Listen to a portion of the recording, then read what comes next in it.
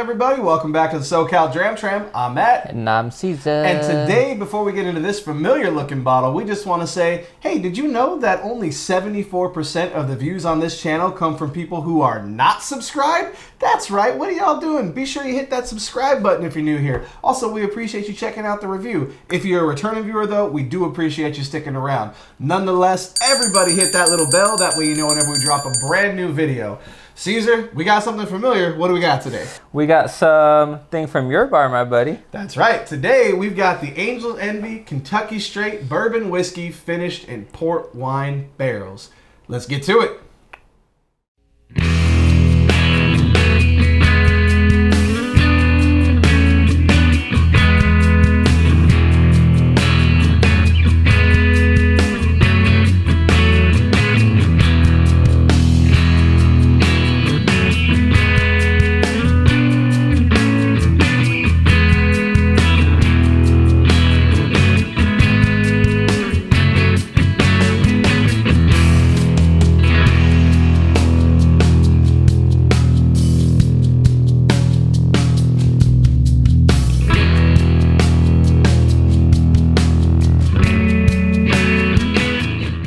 So, Angel's Envy Kentucky Straight Bourbon Whiskey finished in port wine barrels. Boy, is that a mouthful, but let me go ahead and tell you about it. There's bourbon, and then there's divine inspiration, painstakingly crafted in the spirit so sublime, you'll want to share it with the world. Angel's Envy lays claim to the second statement. Angel's Envy is what happens when 200 years of bourbon tradition meet an independent master craftsman instinct to improve. It's a total return to the art of craft-first, hand-blended batches of 8 to 12 barrels at a time. Personally tasting every barrel throughout each step of the aging process to ensure that the spirits meet the perfectionist standards of the makers, this would be enough for any premium bourbon. But the makers at Angel's Envy think you deserve more. That's right. That's why they finish every one of their whiskeys in hand-selected finishing barrels. For added layer of flavor and complexity, Angel's Envy Bourbon and a special cask strength are finished in ruby port cask. And Angel's Envy Rye is finished in Caribbean rum barrels. You can actually check out a review of that bottle up here in the corner.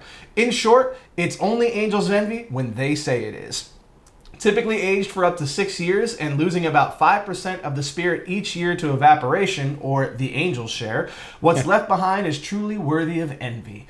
Once it's deemed ready, the bourbon is then moved into a ruby port wine cask, which adds subtle, distinct flavor nuances that embrace the whiskey without challenging it.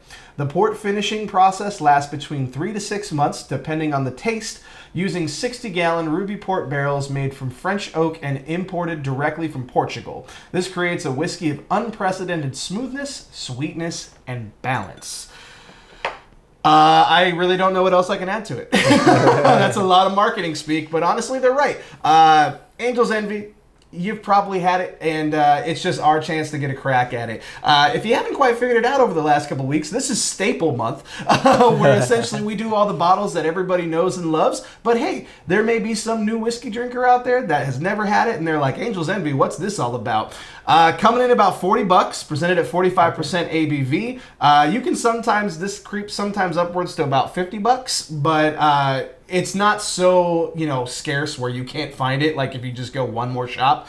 So don't ever pay exuberant amounts of money. Like, you can find this guy at Costco for $39.99. So it's one of those things. Don't spend a whole lot of money, but it is great bourbon. Caesar, what are you expecting as we get into this? I'm expecting a lot. To be honest, the first time I heard of it, I think I asked you about it before it was ever even brought up between us. Because I walked into Tempo Urban Kitchen in Brea for dinner one time, and this was actually part of like the display of bottles they had.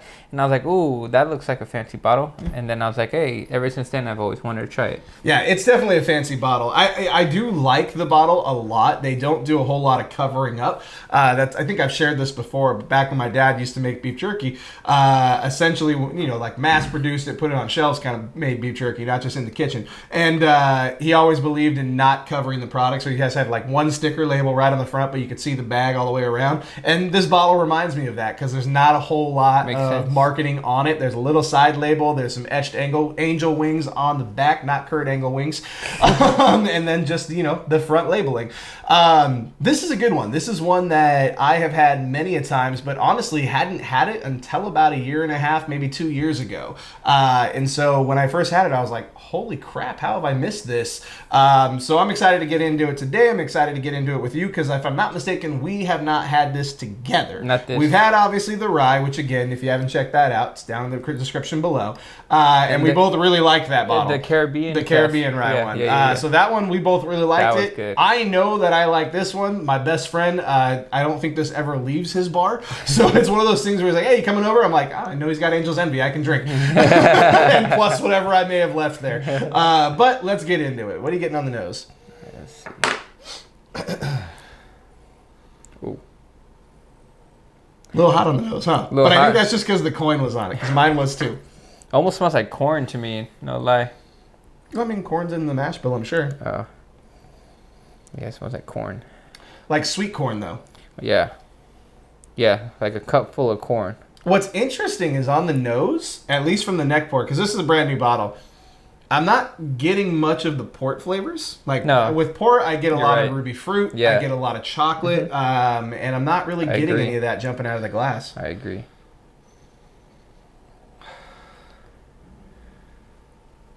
Caramel, like really, like not fresh caramel, but like candy wrapped caramel. Oh. Bro, this is crazy. This almost goes head to head with Eagle Rare. That's crazy because if you were to put these two together in a lineup, even after I just tried both of them, I almost don't think I would be able to tell which one's which. They are so similar, like with the sweet factor overlay of how soothing it is, and then with the finish also melting away with sweetness. They are very, very comparable. I think this is a brown sugar Dippin' Dots 2.0. Oh, yeah. Quick correction on myself for anybody who wanted to put it in the comments. I said this was 45%. It's actually 43.3. As soon as I said that, I'm like, I think I'm wrong. So I'm going to cover my bases that way. But I tend to agree with you. It's very similar flavor profile. Again, it's bourbon. It's going to happen. This one still gives that, close, warm embrace, that Kentucky hug, if you will, just not at a higher proof point. That's good, though. Very creamy in its texture. Mm-hmm. Like, it's almost like buttery. Oh, yeah. The texture, the way, like, it kind of hits your palate, it's reminding me of, like, an Irish whiskey. Like, very buttery, very creamy. It's really nice. Like, pretty much none of the flavors of an Irish whiskey except for the vanilla, but like just really nice, really soft, just really easy drinking. The one thing I'll say is where Eagle Rare gives me the like herbal tea notes, this is giving me like a little bit more of the oak, like traditional bourbon oak. Makes sense. But still no pepper. Like it's spicy on the finish, but not like so spicy where I'm like, I need water. It's like it hits the back and then it kind of just dissipates. It's really nice. I have no complaints on this one. Neat. It's just really nice. It's engaging enough, but it can also very easily be a background whiskey. It strikes that delicate line between complex and just background, right? It's right in that line of balance, like for sure. Did you add water to it yet? Not yet. Not yet. Still enjoying it, neat? Yeah, it's really good. And then like I just like sitting on it too because I guess this is another video game whiskey, folks. Yeah. Where you could just sip on it, play your video games for a whole like round, which is like 10-15 minutes, and then that whole time it's like still soaking in your palate. It's like almost like chewing gum, where it's like chewing gum with the flavors of the aroma of the drink you just drank, if that makes any sense. But it's just like so sip.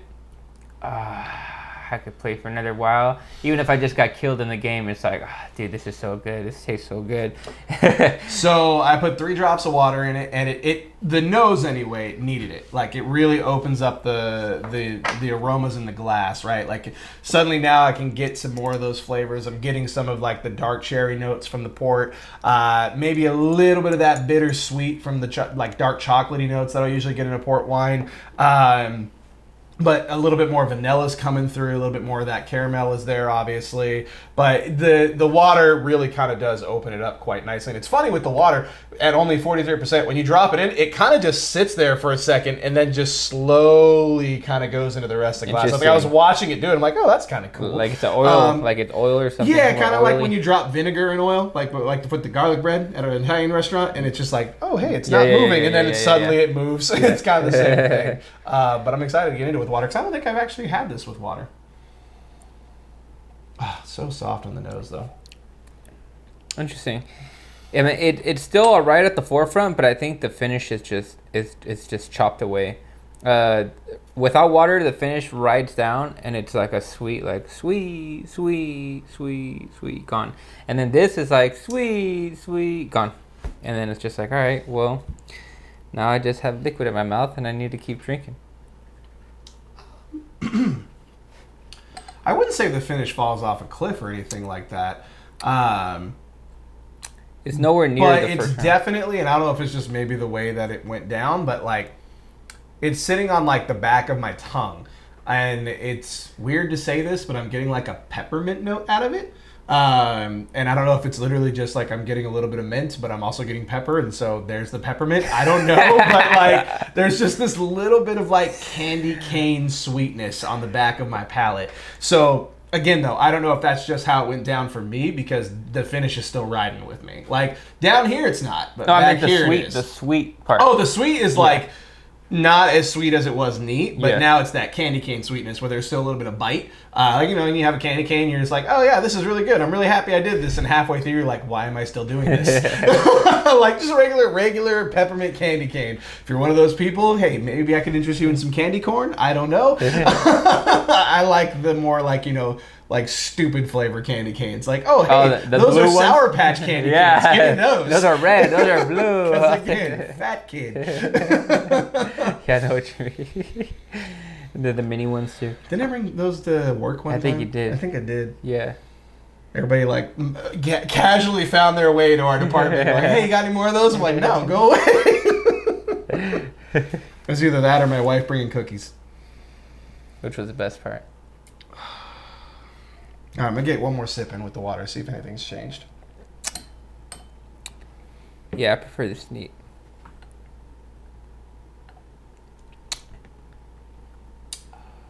You can score if you want. Okay, yeah. I was waiting. I don't know if you're going to say something. I don't know if you're going to say something else. After I might, but you can score. All right, so yeah, I'll definitely score.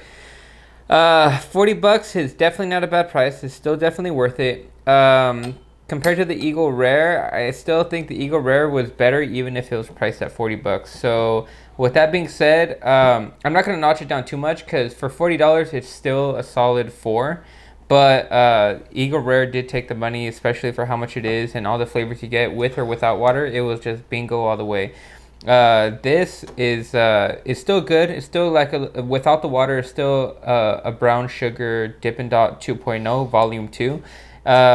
But it's batch 2, not as good as batch 1. Yeah, not as good as batch 1, but it's still good enough to say it's a 4. So don't let that steer you away from having this, because this is still top-notch stuff. It's just when you compare top-notch to top-notch, it's, you know, we're just too what's that called? Well, I think it price equivalency, right? Where you're like, oh, if that one's 30 $40 and this one's $40, which one do I like more? Yeah. Right? You're basically comparing apples to apples, for sure.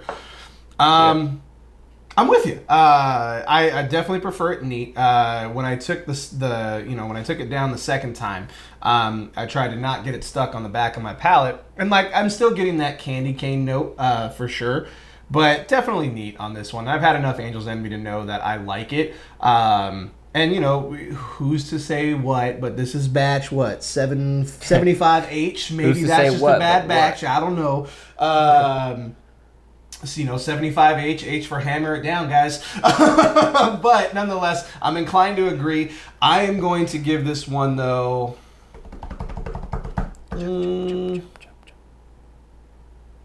I'll stick with a 4. I think 4 is a very fair rating, especially for the price point. I kind of wish I could see this at a little bit higher proof. Maybe that's a tease for a future video. We'll see. But I like this whiskey. I would never turn a glass away of it. That's for sure. If it's there, I will drink it. Always. I would happily replace this. But maybe if it's like, oh, they have 2 bottles of Eagle Rare and 10 bottles of this, maybe I'm grabbing the Eagle Rare. Yeah. But again, that's not to say it's a bad whiskey. It's still a 4 out of 5. Easily all day, every day is it a 4. But do us a favor, folks. Hit us up in the comments. Have you had Angel's Envy? Chances are you had. Have you had that Caribbean or that rye finishing Caribbean rum cask? Have you had a single barrel? Or have you had that really, really fancy one that's finished in Japanese Mizunara oak cask that was like $300 that you could only get if you were a member of the Angel's Envy Club? But nonetheless, we love interacting with you down in the comments. Also, don't forget, if you're new here, hit that subscribe button. It really does help us out. We appreciate it. And all these other videos. You know we've been doing this for almost 2 years? 2 years, that's crazy. We almost got video review 100 coming up. Let us know in the comments. What do you want to see us do for video review 100? But until next time, folks, stay safe, drink well, all aboard. We'll catch you next time. Hey, everybody. Hope you liked that video. Don't forget to hit that bell for notifications. And don't forget to subscribe.